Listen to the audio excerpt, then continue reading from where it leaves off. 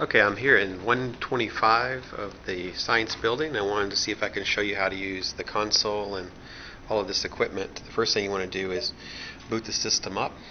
Take a minute for the TV in the back to start up and for the projector to light up as well. You want to make sure that the PC is on. The power for that is right down here. So this is a new setup right here. You want to make sure that the remote mouse is connected right here. So there's the remote mouse. And also this is a new splitter. Hopefully Philip Blackburn will let us borrow that for a while. That's the video splitter for the PC that goes into this big unit here.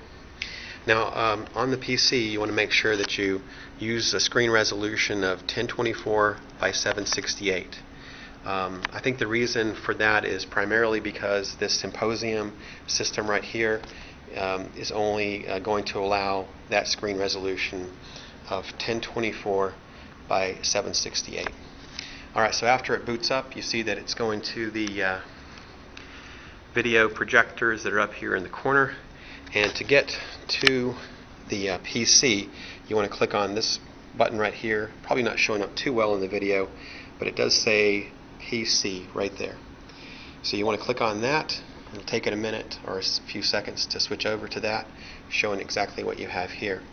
One of the problems I've had is getting rid of this bar that's right there, so I usually just click here, and then the bar appears here, and it also appears on the screen up here. So I'm not really sure why that is.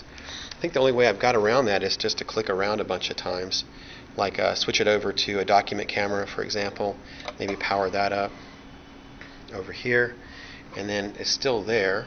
We'll see. You know, I think the way I did it was I went over here to the one that says displays, and I clicked on that, and it went away, and then I go back over here to the PC. Back over to PC, and hopefully that bar is now gone from that screen. Okay. The other thing is you can use this pen to mark on the screen, and I have the software installed. There's a little sidebar that's right here that you can pull out. See if I can get it to pull out here. There we go. And for example, if you want to draw in with ink like that on the screen, you can do so like that. Sorry for the glare. You can draw on the screen like so, and then just X out up here. Right now I only have it set up so that it's using like a trial version of this software, and I'll probably have to contact Randy Watson to see if we can get the full version of this Symposium software. So this right here is showing the same desktop as what we see over here on this monitor. The only reason I was able to achieve that is because Mr. Blackburn was able to let us borrow this, and hopefully we can get a replacement for that, or we can borrow it for a bit longer. If you want to use the laptop, I still have it connected over here, but it's really slow and kind of old, so I don't really recommend it.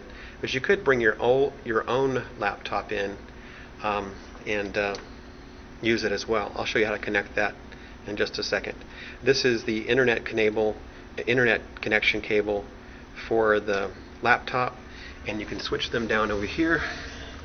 So right now I have the desktop hooked up, and here's the one for the laptop if you absolutely want to go back to the laptop rather than using this computer here. It seems to be a lot faster PC than the laptop, so I might have Randy Watson remove this laptop over here. So it's kind of bolted down right now. Probably have to get the key to remove that. If you want to use your own laptop, you can just close this down, set your laptop up here, and you want to connect it to the one back here in the back that says laptop.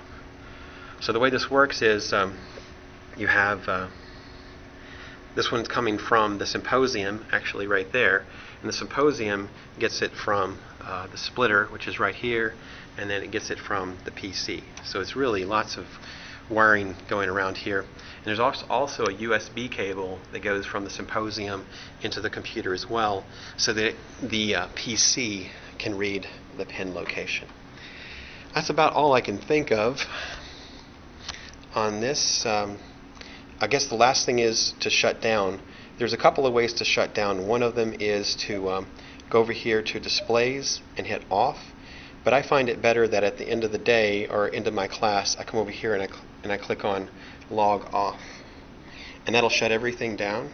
I click on yes right there, shuts the document camera down, the TV in the back shuts down, and also the projector. You can leave the computer on, and it'll go into sleep mode after a while. And I guess we can turn this off as well. Okay, hope this helps.